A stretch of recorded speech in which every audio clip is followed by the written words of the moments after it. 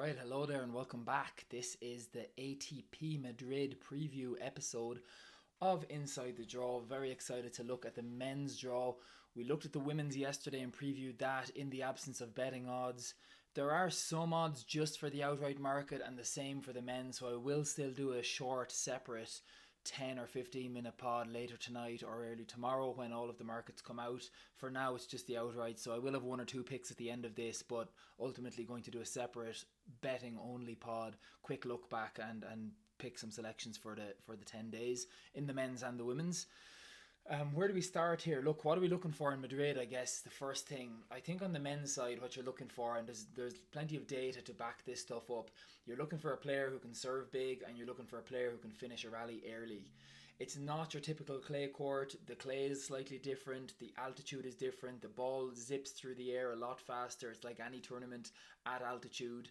It's a shorter average rally length than you see on the other clay tournaments, and I think that's been played out by the results that we've seen there over the years. So you want to bear that in mind when you're going through the draw and looking. Someone like Alexander Bublik, who might not be anyone you would ever think of for clay, all of a sudden comes into the mix in Madrid, or Hubert Hurkacz or players like that.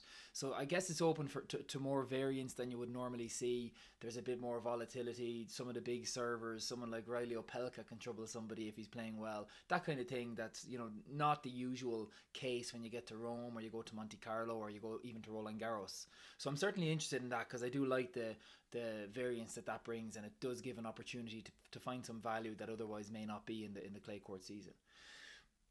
Before we get into it, a long list of withdrawals on the men's side. Carlos Alcaraz, Novak Djokovic, Taylor Fritz, Holger Rune, Sebi Korda, Jack Draper, Francis Tiafoe and Giovanni Impey Pericard. And Impey Pericard is probably the odd name out on that list, to be fair, but he does have a huge serve and a huge first shot on clay on this altitude, so worth including him. Draper actually stayed in the draw until after the draw was made and then pulled out 40 minutes later, which is probably annoying for everybody. And then got a lucky loser jumps in there in his spot. But usually the players, once they know in advance that they're not playing, they'll pull out nice and early, and it'll help the seedings and things to be a little bit more even in the draw. So that was a little bit unusual. I wanted to run through quickly before we jump in. Jeff Sackman has updated the tennis ELOs on tennisabstract.com. For any of you who don't use tennisabstract.com, it's a terrific resource. It's probably the best resource out there. Certainly the resource I use the most for tennis.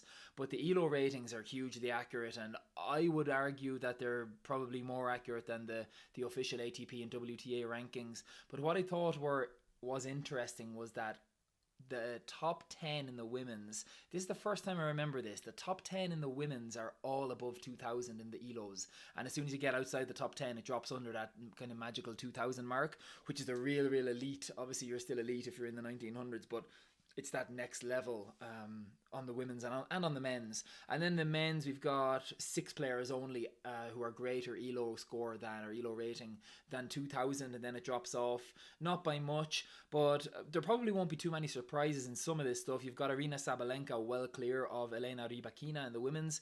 Third in the women's is Jess Pegula, then Coco Gauff, Karolina Mukova, Iga Swiatek, Victoria Mboko, Amanda Anisimova, Elena Svitolina, Mira Andreeva. And that is a strong, I don't think there's any real surprises there, I guess. Svitolina is doing well to be in the mix and in that top 10, but she's had a great kind of 6 months or even longer, 12 months. It's interesting that Swiatek has dropped down to the second half of that list, and Karolina Mukova for the first time jumps into the top 5 in the ELO ratings, and only barely behind Coco Gauff. I totally maintain that Mukova is still huge value for all the Grand Slams, and you should be betting her for all of those futures. Wimbledon is 50 to 1 out there. There was 40 to 1 until a few days ago when we called it out here on Inside the Draw for the French. And then on the men's side, Yannick Sinner. Sinner is higher score than anyone, men's or women's, so he's like 60 points clear of Sabalenka's ELO. So it just goes to show you he has distance himself in the game. Alcaraz is about the same score as Sabalenka is in the women's. Then you've got Novak Djokovic, Zverev, Arthur Fils up to 5 in the men's live ELOs. Really interesting that Fils and Mukova have both broken into the top 5. To me, massively exciting players, the two of them, and delighted to see them rewarded. So Fils jumps past Medvedev, Felix Auger-Aliassime, Ben Shelton, Alex de Minaur and Fritz. So kind of to me, Demeanor and Fritz are hanging on there, and they're on a downward curve right now. Obviously, Fritz is battling injuries. Medvedev is the cutoff point. Medvedev is at 2006 ELO rating score, and then after that it drops off below the magical 2000. So just thought that was interesting, especially with Mukova jumping into the top 5 there, and all of the women in the top 10 being above 2000. Obviously, like we mentioned it, but Victoria Mboko, she's there. She can win a slam soon. She probably will. But like at the same time, she's also half the price of Karolina Mukova in all of the slams, and that doesn't make any sense to me. Like, people like to see the newcomer come in and she hits the ball hard and she's got attitude and she's a good fighter, but Mukova is unbelievable. You can get 40 and 50 to 1 on all of the slams, and she's in the top 5 in the ELO ratings right now. Okay, let's move on to the draw for ATP Madrid. Can't wait to dive into it. I'm not going to spend time at all on the men's quarter one. The only good thing in there, obviously Sinner is like, you know, the 1 seed, and he's got a cakewalk. He's got a qualifier lucky loser in his first round after his bye, and then the seed in there is Gabriel Diallo, which is a walking by on clay. Then you've got Tommy Paul or Cam Norrie. I mean, fine, the great players, but not going to touch Yannick Sinner. And then the bottom section, in that very bottom section of the top of the first quarter, you've got João Fonseca, Rafael Hodar, and Alex de Minaur. So de Minaur gets a bye in his opening round, and his first match is very likely to be Rafael Hodar, which is a tough match. I wouldn't be at all surprised if that went up, kind of pick him if the matchup materializes, and then the winner of that gets rewarded very likely with João Fonseca. And Fonseca even doesn't have it all to himself, because he has to come through either Zizou Bergs or Marin Cilic, and again, tons of volatility. So one thing you can say is that Sinner is quite likely to face a tough matchup in the quarter final. It'll be super. How fun would it be if it was Rafael Hodar? I would love to see that. Or João Fonseca. Fonseca gave him a good game back in the US on the I think it was Indian Wells. So yeah, I think one of Fonseca, I would probably make Fonseca favourite to come through that little section. Rublev is in the quarter as well, but honestly, even though he had a good final run in Barcelona, I would have Fonseca and Hodar ahead of Rublev on clay. So that would be my personal view. So we're not going to spend a ton of time there. A couple of things on Sinner, like I mentioned it in the women's one, but like there's a ton of stuff in the media and the tennis media. It's like, oh, Sinner is coming to vulture Madrid with Alcaraz and Djokovic out, and it's like, this is a Masters 1000. How can he be vulturing a Masters 1000? Vulturing is when a player like this is showing up to a 250 or a challenger or something like that, and trying to steal points that way. Showing up to play a mandatory 1000 is just normal, and I think is honestly an embarrassing argument to say that Sinner shouldn't be here just because he's going for his 5th 1000 in a row, and then if he wins this, his 6th would be Rome, which is incredible. Look, I was taking a look back. He's on a 17 match win streak in Masters 1000s, and it's very impressive. Okay, obviously he's won Paris at the end of last year, then he did the double in the US, Indian Wells and Miami, and then he went and won Monte Carlo and made it look easy, and now he's coming into Madrid. But you think that's impressive until you realise Djokovic had a 31 match unbeaten streak in Masters 1000s, and he holds the second spot. I think his second spot was like 28 matches or something, a totally separate streak. So it just shows you the level of dominance that Novak had. I was looking at Djokovic's, it was back in 2010, 2011.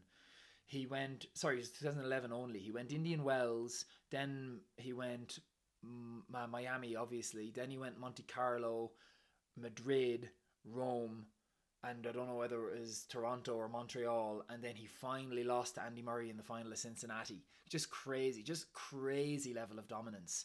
Probably 2011 was up there for maybe his best year, obviously, if he's winning 31 Masters 1000s back to back. But Sinner's record is still going. I see him adding a couple of wins here this week, and I wouldn't be at all surprised if he got to the French Open and won it and was undefeated going onto the grass. I think there's a very decent chance that Sinner goes undefeated through Madrid and Rome and Roland Garros.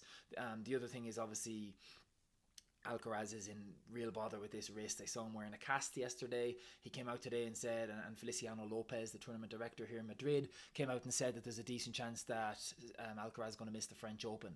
So if any of you have been following the French Open pricing today, he has shortened across the board. Sinner, obviously with Alcaraz potentially injured, so We'll play that one by ear, but he hasn't shortened nearly enough. You can still get minus 110 Sinner, minus 120 in some places. I think FanDuel have gone to minus 225. Sinner, if Alcaraz is not in the draw, Sinner is like a 3-on shot at least to win Roland Garros. How do you beat him over the 5-set? If it was a 3-set format, fair enough. He's kind of like the price he is in Madrid this week, which is like minus 175 or minus 180. But if you get him on a 5 sets in Roland Garros, forget about it. I think it's at least like a 2 to 5 or 3-on shot if Alcaraz is not there, depending on Djokovic health too, of course. So that's quarter one. Look, quarter one's pretty easy for Sinner. He probably will have a relatively tough match in the quarter final. I'm hoping it's Fonseca or Hodar. We don't have any quarter betting yet, but Sinner's going to be a prohibitive favourite in quarter one. Quarter two is a very different story to quarter one. Quarter two is tough as hell. There are some serious names in here. Shelton, Echeverry, Fils, Vachereau, Lehechka, Hurkacz and Musetti. And all interesting for a variety of reasons. So I guess the two that you would look at immediately are Shelton and Fils, both coming in off titles this week, just gone. Shelton didn't put a foot wrong in Munich. He was excellent. He is becoming a real danger on any surface now, and you can imagine how dangerous he'll be on grass, in particular when you think of his serving skills and his volleys and his slice and his touch. But even on clay, for him to go and win a title on clay, and it's an ATP 500, that was impressive. He took care of Choboli fairly easily. And obviously Choboli had beaten Zverev in the semi-finals, so well done to Shelton. And if Shelton can go and win in the cold in Munich, I really think he's going to love the conditions here. My son just walked in. We were talking about Shelton. I think if Shelton can go ahead and win in the cold in Munich, he's got a super chance here in Madrid in warm weather, high altitude. The ball's going to go faster. It gives him an advantage. He's probably the fastest server on tour. I think maybe officially he might be the fastest server on tour, or up there with the likes of an Impesci Pericard. So he's one that I've got my eyes on. Arthur Fils, look, you're running out of words, superlatives for Fils. I thought he was incredible last week in Barcelona. He should have been out in round one, really, and I was kind of hoping he was. I was watching the match points for Terence Apmane because I had a bet on Musetti. And Musetti obviously went off a pick'em with Fils. They went off minus 110 the pair, so they couldn't have been split. And so Musetti was obviously the value. You were getting 25 to 1 on Musetti outright, where you were getting 5 to 1 on Arthur Fils. So we were on the right side in terms of betting, but just to be fair, Fils obliterated him, and it was very easy for him. Kind of no complaints there. He was the one who had all the initiative, and Musetti was trying to defend and kind of counterpunch, and I think Fils is too strong for that. But Fils should have been out to Apmane, or definitely could have been out to Apmane in round one. He saved match points on the Apmane serve in that tiebreak. Another danger here, Valentin Vachereau. I mean, we all saw what he did in Monte Carlo, and clay wouldn't be his thing, but if he can do that in Monte Carlo, a big server with good hands again, he's just a danger here. I wonder, is Fils a little bit like, I have my title, I played well, I wouldn't mind getting a break now and taking it easy, and I wonder, does he lose early to one of Vachereau or Shelton? I certainly won't be backing Fils this week at a short price, or at like a kind of favourite for this quarter. I think he's very live for an upset. I read a quote attributed to him yesterday where he said something like, I've never really done well in Madrid, so we'll see how it goes. And it sounded a little bit, I'm grand if I lose early, was me reading between the lines. So I wouldn't be at all surprised to see Vachereau take him out. Vachereau took a week off after Monte Carlo, so he's coming in fresh at altitude, where he's going to be very tough to beat. Wouldn't be surprised to see Vachereau and Shelton there battling it out for a spot in the quarterfinal. And then in that bottom section, look, Musetti is the class of it. You've got Lehechka, Hurkacz and Musetti. Hurkacz I wrote down because Medvedev's old coach Gilles Servara, who was with Basavaredi in the US since he split with Medvedev, just dumped or split with Basavaredi. I think he did dump him. He put out some quote saying, look, I have nothing positive or negative to say, or something like that. It was quite a weirdly worded quote, but he left Basavaredi, and now he's with Hurkacz, and that could be a dangerous partnership. Hurkacz, he showed some signs of life over the last couple of tournaments that he hadn't showed before. From memory, I think he went to 3 sets and took a 1-set lead over Vachereau in Monte Carlo, so his level could be there. And again, he's the exact kind of player here who could be a complete nightmare at altitude with the huge serve and the big ground strokes when he's aggressive. Obviously, like the issue with Hurkacz from time to time can be that he just gets passive, and then he's very He's lacking rhythm. I think you saw a match with him and Bublik. Was it? I forget where it was. Maybe Rotterdam or somewhere. But Bublik said, I'm like Djokovic compared to this guy, because he said it's ace, double fault, error, double fault, ace. There's just no rhythm playing someone like Hurkacz. So I wouldn't be surprised to see if that's what Cervera is trying to instill in him, and get a bit more confidence. But Hurkacz has all the talent in the world. So let's see if Musetti... I think Musetti needs to be a bit more aggressive. I was disappointed with how defensive and defensively minded he was against Artur Fils last week in Barcelona. He had a chance there, and he was happy to sit and camp out 10 yards or 10 feet behind the baseline and just try and retrieve and counter punch, and he got destroyed. So for me here, you're looking at a Sinner Fonseca, probably quarterfinal, and then in the bottom I will go with Shelton against Hurkacz or Shelton against Musetti, one of those two. And I wouldn't be surprised if it was Vacherot against Hurkacz or Musetti either. So they're the ones I have my eye on when the prices come out, and we'll do that pod like I said. Quarter 3 then, I would say less strong than quarter 2. Certainly less strong than quarter 2. Actually, overall, the bottom half is the place to be here. Obviously, you avoid Sinner, but then that quarter 2 is a nightmare as well. So down in the bottom here, you've got Alexander Bublik as the 8th seed.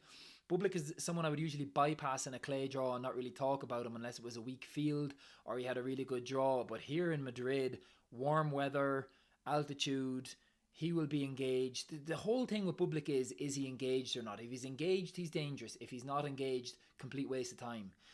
Last week in Munich, he was not engaged. He wanted to get out of there. He was probably getting a few pounds for being there. He just took an early loss and went home, and he just was never in the match. And cold weather, forget it with someone like him. But when he has conditions that he likes, he's going to be dangerous, and I think he's going to like these conditions here this week. He's likely to come and play Stefanos Tsitsipas in his first round after the bye. Tsitsipas is a disappointment in that loss to Marozsan last week. He certainly showed signs of life, but the backhand, I just think it's too weak. Corentin Moutet is the likely next opponent, so that's dangerous too. And then in the fourth round, the likely matchup for Bublik would be Alejandro Davidovich Fokina or Casper Ruud.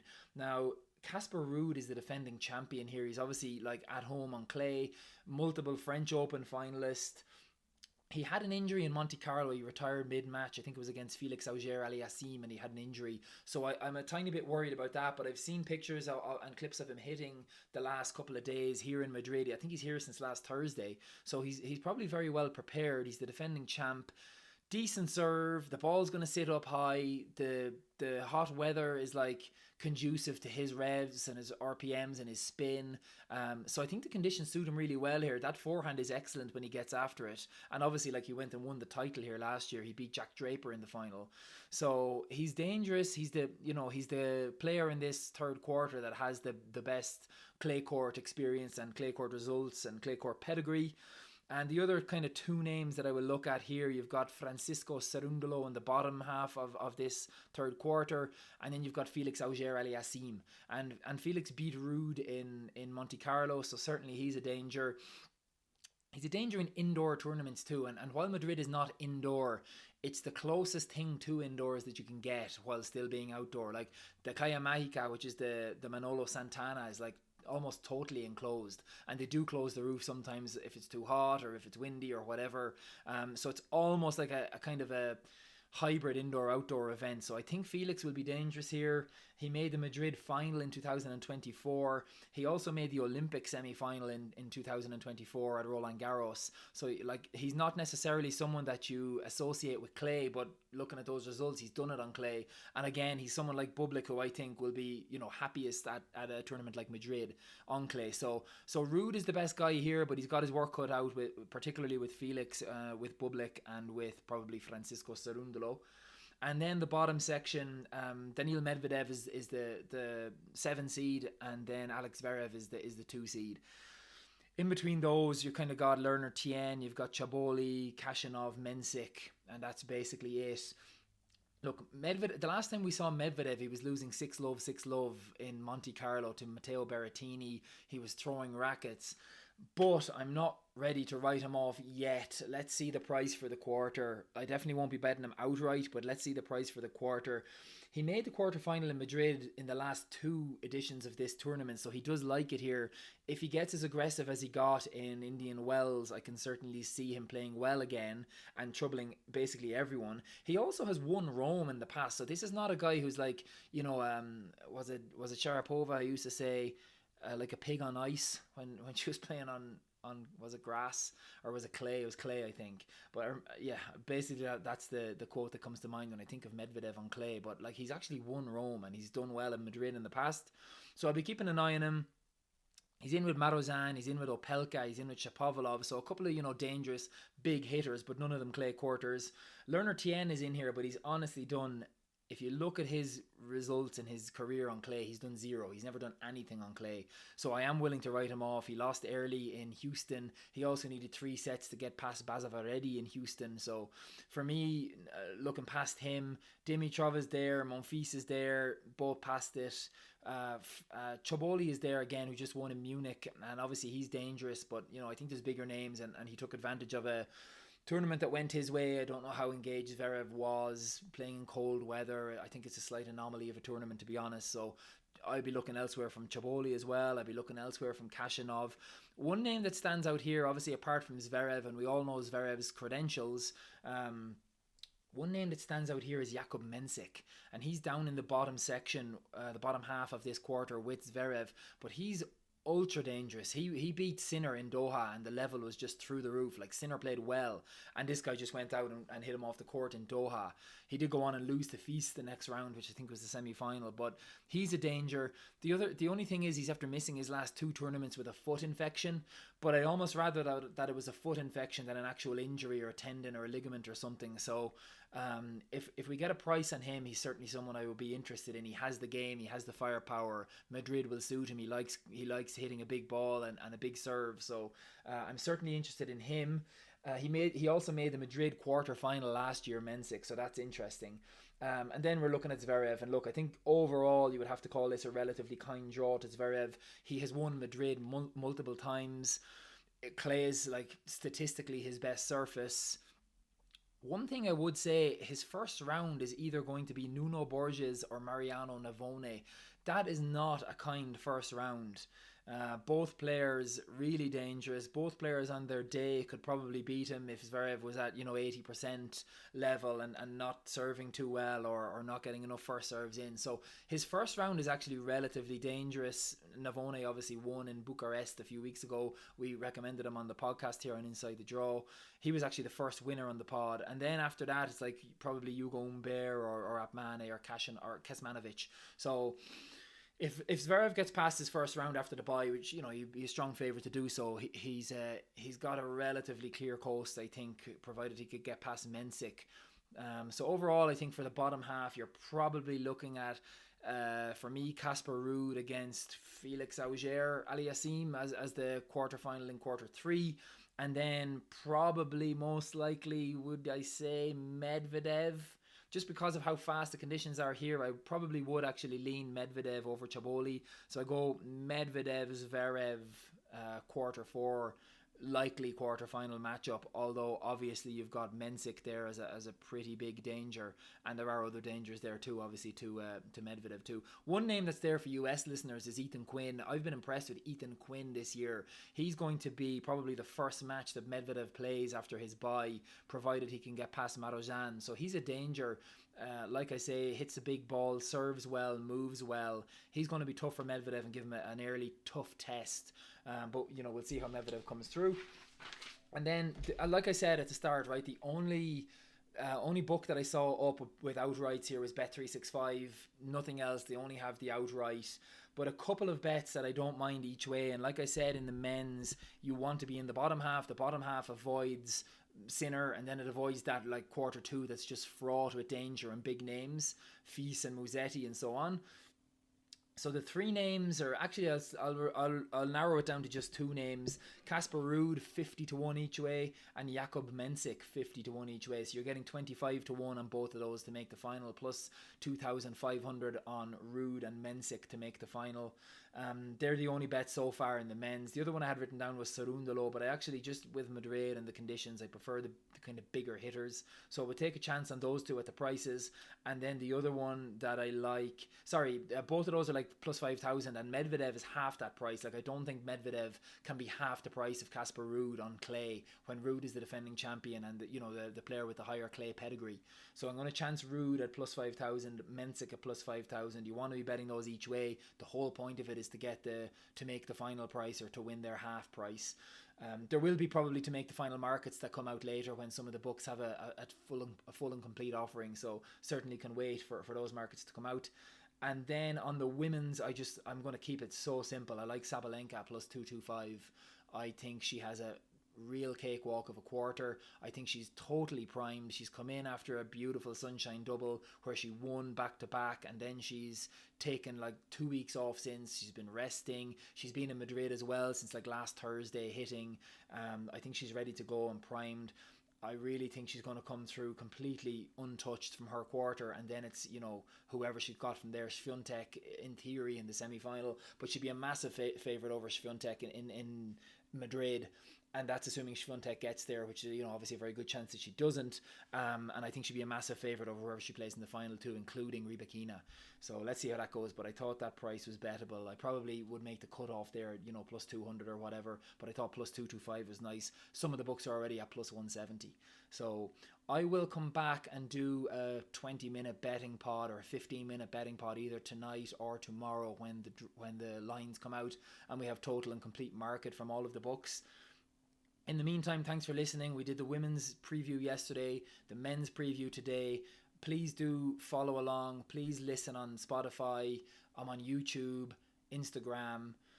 I put up reels and stories all the time. I would appreciate if you share or follow or subscribe, share with your friends. Just trying to build a following, and it makes it so much easier when there are some people listening and the numbers are there. So thank you very much, and I will be back with some bets later today. Bye-bye.